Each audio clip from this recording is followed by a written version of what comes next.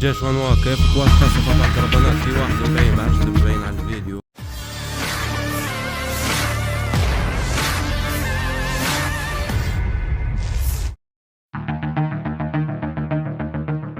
Konsisten mendukung Palestina, kelompok Hizbullah tanpa jeda meluncurkan serangannya ke kawasan Israel. Terbukti dalam sebuah rekaman yang ramai beredar di media sosial Telegram pada Rabu 7 Agustus 2024. Drone penyerang terbang di atas kota-kota perbatasan di Israel Utara. Sirene berbunyi di berbagai sudut kota sebagai tanda bahaya. Dilaporkan terjadi ledakan di salah satu titik dan orang-orang alami luka parah. Pimpinan Hizbullah Hasan Nasrallah diketahui akan membuat pernyataan tepat hari ini pukul 17.00.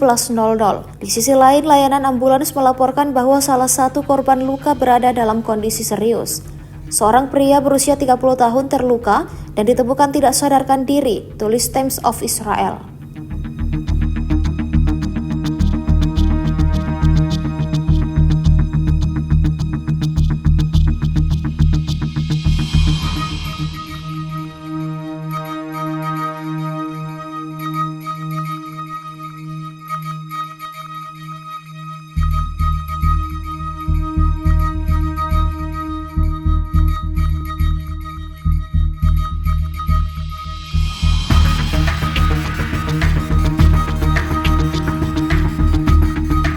Download Tribun X sekarang, menghadirkan lokal menjadi Indonesia.